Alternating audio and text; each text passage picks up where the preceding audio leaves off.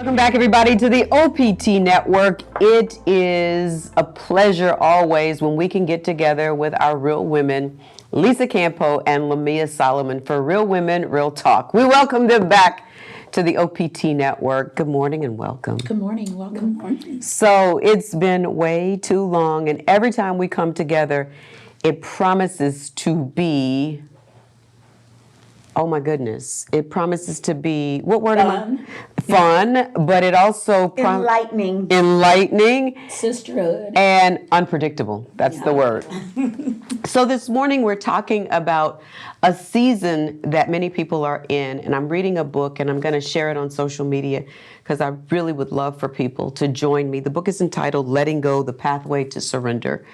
And so what I have found personally is, in this season of my life, that there are some things that I really need to change.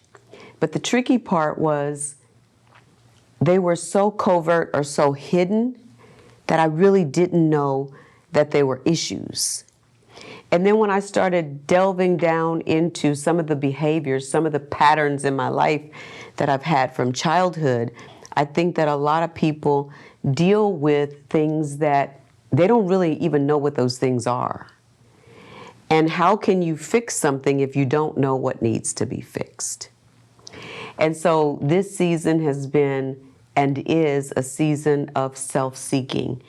And one of the things that I'm seeking are these things, these patterns, these behaviors, whatever you want to call them, that no longer serve me.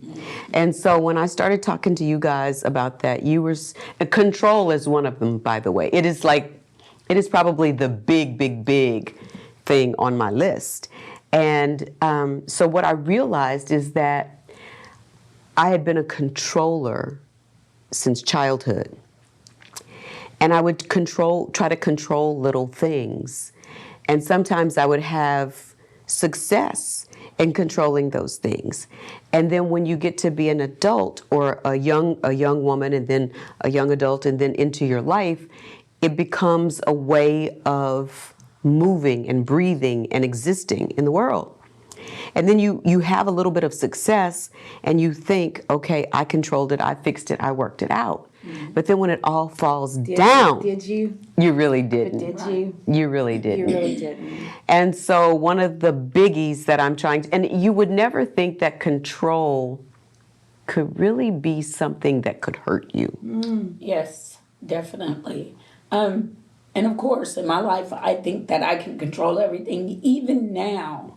But I also found out it makes me physically ill. Mm-hmm. Blood pressure, migraines, insomnia, all of these different things in which I haven't made it to the point of saying, let me let it go. I'm working on it. Right. So I'm on the season of working on that. Mm-hmm. I haven't conquered it yet. So I'm definitely trying to more so every day to make a little bit of a change. Because it's not going to be drastic. That's the thing. People want to go, oh, I'm not controlling. I'm going to stop. You can't. No. It's in you. It's in you. Mm-hmm. And I think with a lot of women, it's in us because we have to fight so much to prove who we are as women. Mm-hmm. We have to take that, especially as entrepreneurs, as us, we have to take that extra to control the outcome, because otherwise they're pushing you down and they're saying, you can't do that. You're a woman. You're not supposed to be. You're not supposed to get this high in your business. Mm-hmm. You're not supposed to be, you need a man to take you extra. Mm-hmm. And I think, Lisa, as we shared earlier, you have also come into that season where you're like, I took control, but I also took a back seat for a long time. Mm-hmm. And so now I'm in control and it feels good. As for us, it's like, okay, we didn't get to take a back seat. I didn't get to take a back seat, so I've been having control, and I don't know how to let it go. So I'm listening to both of y'all talk. I'm having like all of these words and thoughts are popping in my head. And I feel like I'm very spiritually driven in the things that I'm hearing. So the cross that we are all to bear, one of the many crosses that we are to bear on this earth, is that we are a woman. And we are struggling to escape living in the flesh of Eve and being more submissive and saying yes to the Lord's will, like Mary did. And it's funny that this conversation is going in that direction based on our pre-communications before we start filming. But we are all called to be less of our flesh and live more in His will for us. That was my meditation this morning. So all of this letting go is let go, get out of the way, and let God lead your day. Right. So what we are battling is our flesh thinks we can control the outcome. And to a degree, we do and we don't. We are called to live in the will of the Lord and live less of our flesh and more of His will. But how hard is that to do? I'm not saying it is not easy. It causes trying to live in the aha moment, I'm in control, is going to kill you. Heart attacks, high blood pressure, anxiety, stress, depression when you fail. Yes. Because it is a short-lived jubilee. Because you're not in control. Never. And so I want to go back to what we were talking about when we said, you said I had that I was in control moment that recently came into. I'm going to say no on that. I wasn't in control. I was blessed for something I had been praying for the final outcome.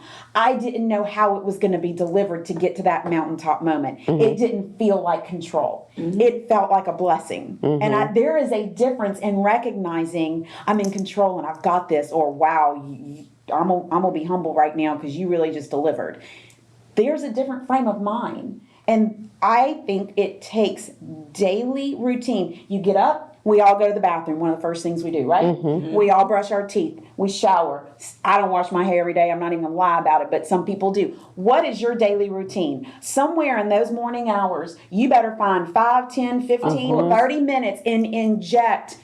Stop that mind, remind yourself, I'm not in control. I'm going to apply as much elbow grease as I can. Let go. Let God, or whatever is your faith you follow. Right. And make it happen. Because if you're holding on, if you're white knuckling that steering wheel with the car in parked and you've got the accelerated push 90 and it's just RPMs, you're going nowhere. You're in park and you're giving yourself a heart attack. And I think that for a lot of people, whether we know it or not, and it wasn't until I was just, seeing a therapist and talking to my brother who's also a therapist and really trying to find answers about how to move from where I am to where God wants me to be.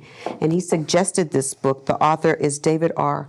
Hawkins. He's a doctor and he's also a PhD. He's gone home to be with the Lord, and he's written this incredible book. And for people who are trying to figure out why you haven't made it to the next level or what's really blocking you, sometimes we have to open up to things that we're not even aware of.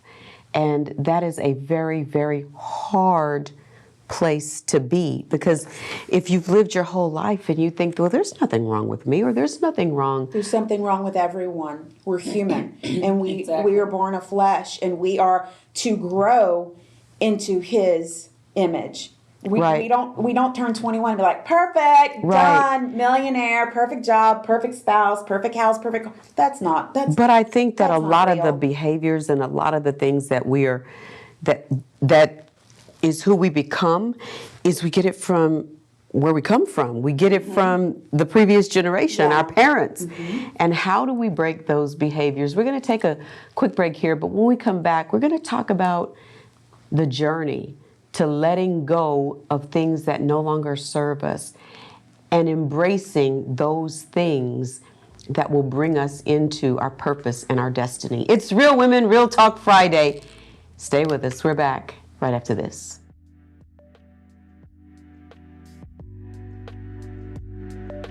Welcome back, everybody. It's Real Women, Real Talk, and no better company than Lisa Campo and Lamia Solomon. Every time, no matter how long, no matter what the frequency, when we come together, it just nourishes our souls, and we hope that it does the same for you. This morning we're talking about a book that I'm in the process of reading. It's called Letting It Go, The Pathway to Surrender. And you were saying somehow letting go just really resonated with my soul, and it really has. And one of the things in the book, it talks about energy and the courage that it takes to really let it go. So one of the things while you're talking that's coming in my mind is that I had a conversation with my husband in the last couple of weeks with all the chaos going on in the world, and everyone knows I'm not a green thumb. I'm a shopper. I'm clothes, I'm jewelry, I'm a purse, you know.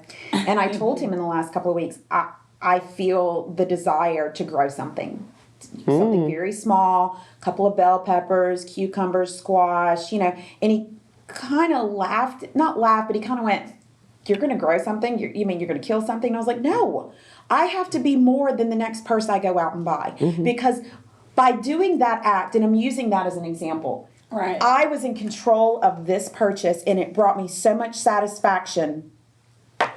I've worn the outfit.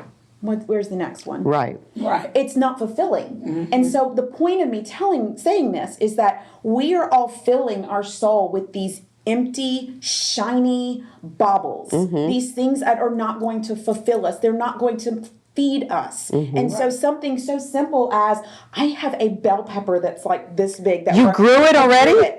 I grew it. Oh, you got to send some pictures 2 or of 3 it. weeks. Yeah. I grew me a bell pepper. Now I've got watermelons growing. My cucumbers, they kind of crash, but I'm gonna get some more. And then I've got squash growing. I've got like 15 buds, and so I'm growing something.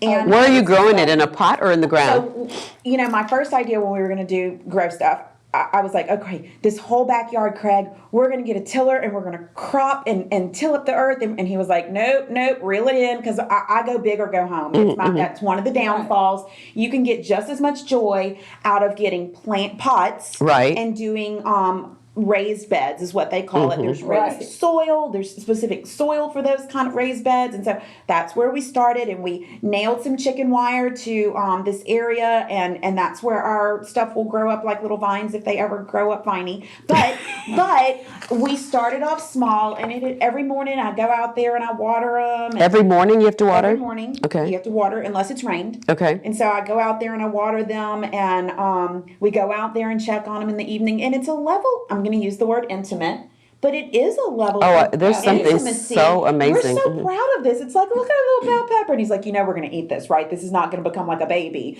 And I'm like, we made this together, Right. you know? And so I guess my point is, it's become one of the steps of letting go of things that don't matter, Right. and things that are not going to be fruitful or fulfilling or really feed my soul the way growing something my family's going to eat. And you know, it's so funny because at my home, I redid the flower bed. I had paid a company to do it, and they messed it up. So I ended up having to do it myself. So I ended up putting like 164 bags of marble rock to redo my whole front flower bed, but I only planted bulbs and seeds. So now I have like huge elephant ears growing all throughout the front. Beautiful. Is it the first time you've done that yourself? And how did it make you feel? Oh, I love it. I go out there and I talk to my little plants Water every day. them. Water Okay, them. so- I got a sprinkler that goes 360 that is lovely. So I put it on my front porch and it waters from one side all the way to the other. And I made a walkway with 2 rose trees that like they bloom into lavender trees at the end of my pretty. entrance. So I'm gonna show y'all pictures. And then I got gladiolas all the way down the walkway, and elephant ears all the way around. That's a lot of labor. So in this season of, I told Craig, God has told me to grow things. I cannot explain it. So we started with the vegetables, and then the other morning we had been at a friend's house the night before, and I woke up at like 5 o'clock in the morning, like my crazy self does, and I went out front under this huge oak tree, and I'll show y'all in pictures, and I dug out this bed, Yeah. and I got about a quarter of the way around. At 5 o'clock in the morning? I started out there at 5 a.m. Okay. And I got about a quarter way around by about 8:30, 9 o'clock when Craig came out there, and he was like, "What are you doing?" I was like, "I'm digging us a bed." And he was like, "I see that. Is this what our next grow thing is? I said, yep, God said grow, so we're going to grow. I need to grow something here. Flowers, something. I need to Elephant see. ears. I need something to see that it's growing. Well, you got to be careful because it's huge roots of an oak tree. So the oak tree roots are going to be very demanding of the soil. So we've got someone that we're working with to advise us on what needs to go in the ground. And actually, we finished digging the bed together, and we couldn't walk for about another 4 days. And so You were so So you sore. had the pain together. so we did. It was intimate pain we had together. And so one of the ladies that he worked with at the golf course has come to the house. She's seen what we need. She's going to bring in whatever soil and whatever plants that she feels will be strong, grow strong under the oak tree. But again, it is a season of letting go of things we think bring us joy. Like Craig thought he would miss golf in his season of career change. He's like, I don't miss it at all. Wow. And so he's letting go of things that brought him false joy as well. And so it's definitely an intimate season of us letting go of the things that distracted us as a couple and, as obedient. And I think in letting go, sometimes like a title or a position, sometimes those things we're not in charge of whether they stay or whether they go. That's right. And then when they go, it's like we go into a place of grief. There's so many emotions. So many emotions. There's just like this sea of like peaks and valleys and all of the different emotions. But at the end of the journey, looking back, he will tell you he's happier than he's ever been, and he let it go. Of a toxic journey. Yes. And sometimes you don't know the journey is toxic Until until you're on the you're other forced side. until you're forced to kind of let it go. Yeah. Exactly. And Mia, you've been through that with your job. Right. For managing the bank and then being a budget analyst for the federal government, I realized, you know what? I don't need that drama. I don't need that stress. Let me keep doing what I do best, which is marketing and What owning brings my you own. joy. What brings me joy? Right. Owning my own business. Doing everything with Terrence. Y'all saw his growth from nothing. We went to dinner the other night, and women were talking about him, and I'm like, I know his sister, and they're like, really? Yes, I do. He was the talk of the table. Really? He was. Well, good. I had a proud moment. Hey, let's take a break here, but when we come back, we'll talk about purpose and filling life's purpose in this next season. It's Real Women, Real Talk. Stay with us. We're back right after this.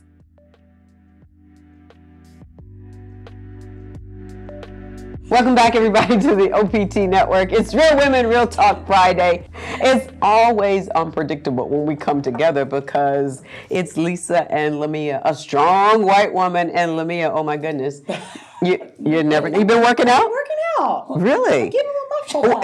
Is that digging that, tilling that soil? No, it's not. I really have. And this is a big deal because I had a spinal injury with a spinal surgery, and I lost like all muscle in my body. And so that's really, I'm excited about Well, that.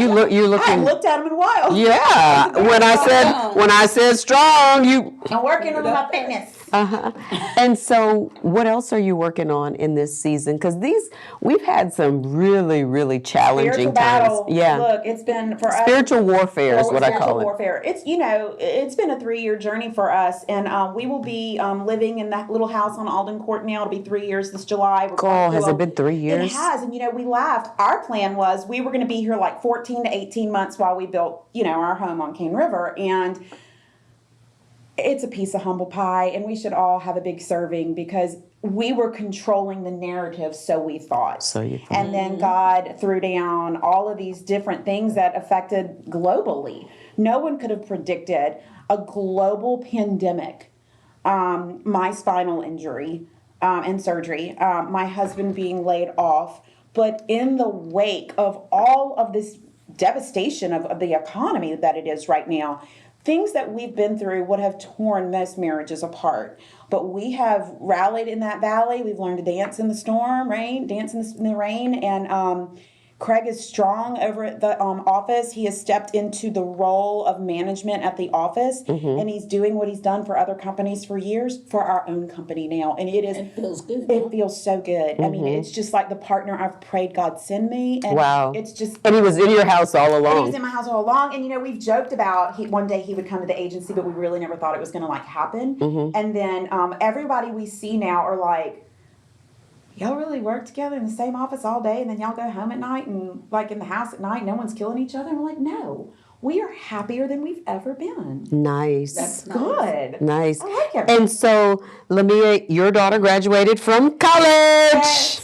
And you know what's so Camelia. exciting? She was one of 3 that graduated with honors. Wow. So it was like In culinary, She is a master chef. master at chef. Nichols State University, Bachelor of Science, Culinary Arts. So is she cooking up a storm at your house? Believe it or not, She's no. not? Why- Is she what tired we of cooking? do- I mean, not tired, but So what we decided, and actually she decided, she has now taken over the role of CEO over the daycare that we own, and she's gonna implement her own part 2 coming soon, Solo Elite Little Leaders Center, part 2, chef inspired. oh, So it's going to be chef inspired meals that from all across the world that she's going to teach children proper etiquette, oh, different foods, different everything. That's her center, that's her baby. So towards the end of the year, that's what we're doing. So I'm Wow. listening to you say this, and it's one of the thoughts that I had this morning while I was brushing my teeth. And I was like, what are we going to talk about today? When you talk about the bad habits we picked up from our parents, or not so much bad habits, but things that behaviors we that just no didn't longer like. serve us. Right. So one of the things that skipped a generation. I like that watch. Nice bling. Thank you, Mama. You know, Cool. I love the. Well, It I'm go guilty good of with my loving the shirt. bling. It's I just okay. am. Okay.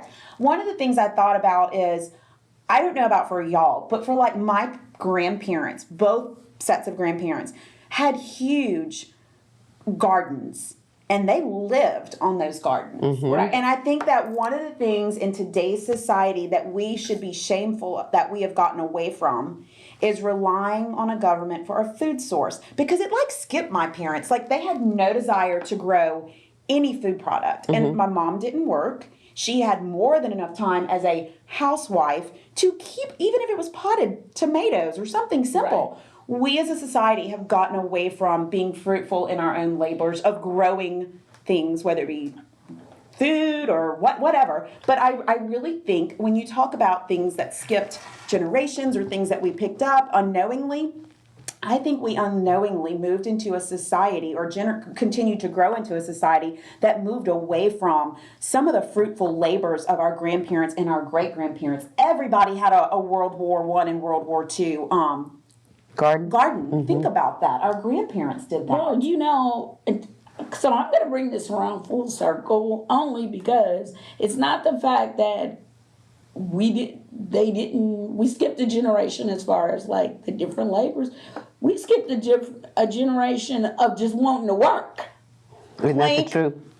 Just wanting to work. Just Yeah, it ain't true. got nothing to do with gardening. It don't have anything to do with All they want to anything do is look at the phone or look at the stories on the TV or YouTube. don't want to work. Yeah. I mean, literally. It's true. I'm so like, and I'm finna vent my frustration. Real women, real talk. I'm so aggravated with we're entitled. Yes. I'm aggravated with you know. I should have. But didn't we create a lot of that, created though? did. And I We take did. responsibility I because did. I'm like straightening out my wrong in that part because yes. And you that's know, some things that we instilled in our kids. Right. And now we're lamenting about it, but we made that impartation, and now how do we get out of that? So I'm gonna give you an example. As of when Camelia graduated, I decided. Me said this is her last hurrah. She's gonna go into real life. So I took her and 9 of her friends to Vegas. I heard about that. So I heard for about it. 5 days, okay? In those 5 days, I'm like, okay, the only 2 things in which we voted 6 months prior, Camelia had no idea. The only things that they were required to pay for, now they're all over 21, was a ticket to RuPaul's Drag Race, which was $110, and your food at Gordon Ramsay. Okay. That's it. Okay, so when we get down there, why are they complaining? What I was like, wait a minute, complained on the trip there, complained, oh, well, Gordon Ramsay's going to be too expensive. whatever you want to eat Right. is Go your ahead and problem. budget yourself, right? Budget yourself. Because you didn't pay anything for the rest You of the didn't pay trip. for flights.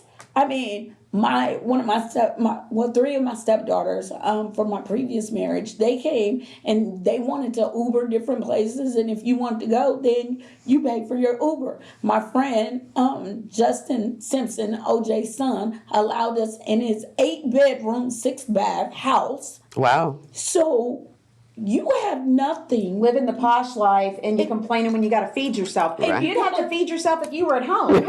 So you know me, I want Camille to have this wonderful time. She's not hearing the complaints because she's in La La Land, and so we after the flight is over, I was so fed up with hearing these entitled children complain, and not all of them, it was some of them.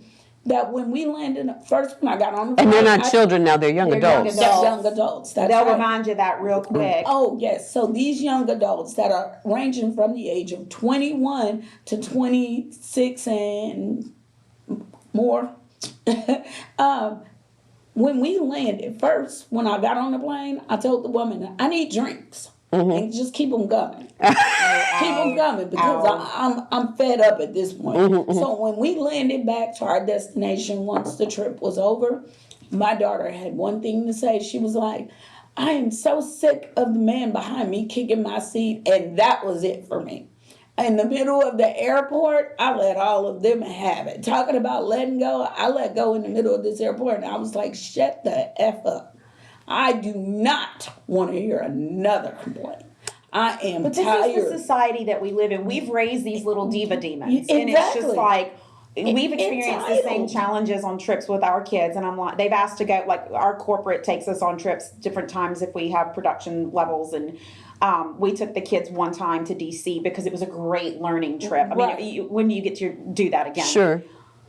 My husband almost killed my son on that trip. I just want you to know he chest pumped him up against the brick wall of the DC Catholic Cathedral, and I thought he was going to break his neck because my son was just being this mouthy, ungrateful, and we Yes. had it. And I mean, we have just raised a generation of diva entitled. They all think they need that phone. None of them pay for it or can afford to pay for it. They all think they need a brand new car. Think about the cars we started out driving with. We created this situation, and now it's like, you know, we didn't start. What is it? We didn't start the fire. The world's been burning. I don't know, something like that. Joel. But We look, put a little gas on this fire. We put a little a gas. lot of gas. Hold that thought. We got to take a break here, but we'll be back right after this.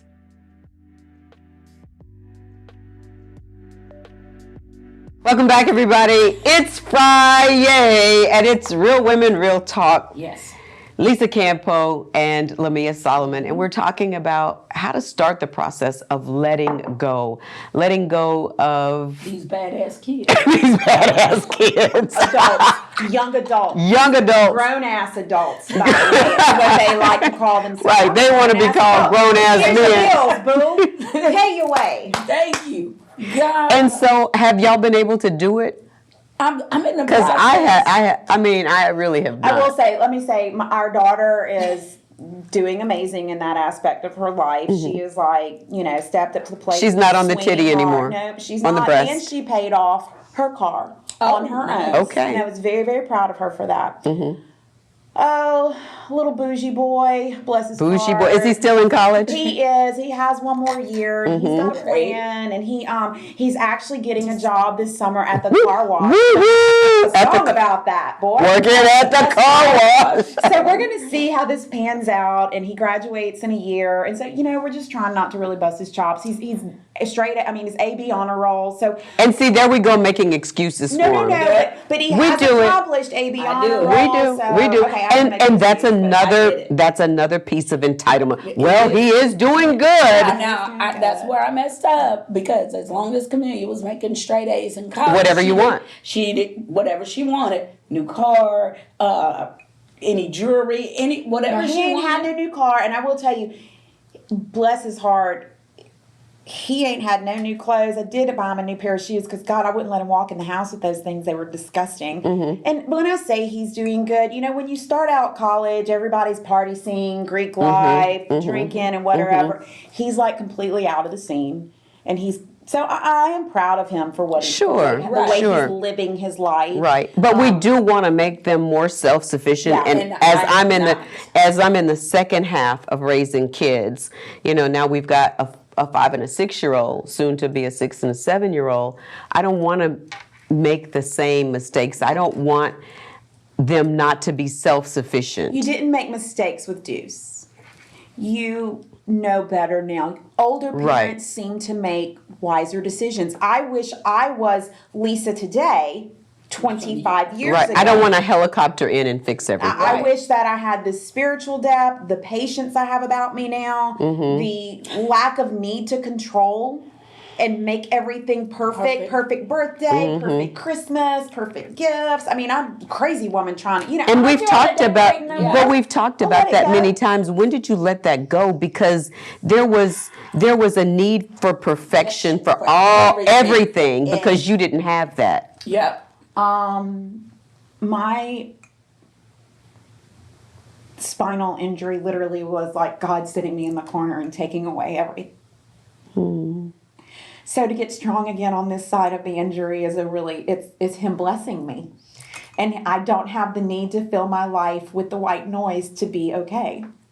Wow. That's Is that hurt? I mean, was that It's not hurt, it's just a very humbling realization. that you had to go through that to get to I the wanted other the perfect side? Christmas tree, the perfect morning, the perfect birthday, and I would physically kill myself to accomplish Yeah. these things that the kids perfect didn't house, care about. the perfect house, perfect family photo, perfect family vacation, and I was physically killing myself. I could lift this entire building over my head, and I was going to prove it to you. And I did things I shouldn't do with my body physically to keep up with perfection for my family, and they didn't ask of it. Wow. I demanded that of myself. When did you was it the spinal injury that made you realize Yeah, that? because months before they found this, I had gutted and renovated a 60-year-old house because I could. And God said, all right, roll that ceiling a couple more weeks. I lost the feeling and use of my arms. Wow. Yeah, that's a lot. I mean, that is like the tip of the iceberg of everything else that went wrong with my body. I could no longer read and comprehend because of the amount of pressure on my spinal cord, because spinal fluid was gone. And even your voice was going. I lost the ability to sing. I lost vision. The left side of my face fell. I could not push my pants down to use the restroom. I couldn't wash and dry my hair. Wow. And God humbled me, and my husband stepped in and did all of those things for me. Not another family member showed up to do it, and I don't mind saying that. Not another family member showed up. Not one chunk cheeseburger at my head. My church sisters showed up they kept meals coming through that back door. Bless their hearts. I gained close to 40 pounds with the casseroles I ate. With the casserole. Craig was like, you got to eat because you got to take all these meds. And so going forward, we look at what we did with our families, what we did with our lives. Are you all contemplating your purpose, your life's purpose, why God, made you? You know what? It's funny you say that, because I have conversations with God, and I'm like, every day I wonder, why am I in the positions that you place me in? Like you say, I get to know different people that not everyday average people would know. He put me in a position where I can excel in this career for my little brother and for ourselves, because everybody know we were at nothing. And then I've been flipped off a bridge. You've been flipped off a bridge? Yeah, like me, the day of the Oklahoma City bombing back then, going back, I was in the military. Me and my brother's girlfriend, we were in New Mexico going around Dead Man's Curve, hit black ice in April, smelt us around, flipped us off. Wow. I made it through it. He brought me He through kept it. you. You have a So purpose. he keeps me, He's wore out, tired. you gotta think about this. I was a young person in a gang, Right. He kept you. He kept me when I'm being shot at repetitively. So I went from that military, kept me from that. He kept me from car wrecks. He kept me from different things that has happened throughout my life. And every time he pulled me through it, and he's like, you know what? You really need to get some of these young people and change them. You are a giver. Give, give, give. Bring somebody with you. So I think my purpose, I know my purpose is to continue to be a vessel for everyone, not just minorities, to say, okay, you can, if you have a vision, you have a goal, and you need assistance in getting you there, the information and the knowledge that I have is free for the taking. And you're I'm you're a provider. giver. It's crazy that I'm hearing her say, because we've never said these things. I feel like he kept me because I'm a vessel. I feel like he kept me because I'm a vessel. Wow. And when I look at, although our details are very different, still very destructive situations, that I feel like in a godless environment, he set me aside and kept me for his purpose. And Exactly. we are his. We're not perfect, but we're both real quick to jump up on a soapbox and be like, let me tell you what Jesus is going to do, and you better listen to me, Right. because this is happening. Yes. And not everybody has the courage to walk away from the game of the enemy and say, I'm not playing your game today. Right. I'm kept. I'm his, and I'm his vessel. And most people aren't They're not doing courageous. it. They And aren't I made can to be tell courageous. you, it's not easy. It's not easy. Every day, Judgment. you get pulled back into situations, and it's like, oh, I need to, and it's like, wait a minute, let me think about this. I mean, there was a situation in Oklahoma. Well, this girl, of course, they jumped me, messed up my eye, my face, whatever, and it's like, when I found out why she was angry, she wasn't angry at me at all. She was angry about another person that I was with. A lady had said some mean things to her. Well, this young girl, she was young. Was this recently? This was like last year, maybe a year and a half ago. Yeah, In the my middle of first- COVID, what you doing out in the middle of COVID getting jumped? Why? You should have had your behind I inside. do motorcycle events. I forgot. It was outside. Yes, Go you ahead. should know. I do forget. Yeah, that's right. So but everybody expected me to place this lady in jail. This girl is young. She was like 21. She had a 2-3-year-old daughter, and I'm like, I'm not gonna be the first one to put her in the system. Wow. She was going through something. A great example So- of letting it go. So instead of that, what I'm gonna do, because she worked 2 jobs, she was just angry because everybody thought she was a lesbian or whatever, and it was a situation where somebody I was with said something mean, in which the other person probably did need their ass whooped, but That's it not neither the here. point. But instead of me doing that, I just said, why don't I just give you a job so you won't have to work 2 So much jobs? anger. So much, yeah. And you anger in the and world. let me mentor you, but I'm not gonna put you in jail. I'm gonna offer you a job. And the detective was like, do what? Wow. He was like, you're gonna offer her a job? I said, yeah, I don't hate her. She don't know me. I don't know her. Right. That's She did a awesome. bad thing. But she's not a bad person. Great not a way Bad to choice. great We all way can't to make that. end by Amen. letting it go. Lisa Campo and Lamia Solomon. Real women, real talk. Until next time. Thanks everybody. We're back right after this.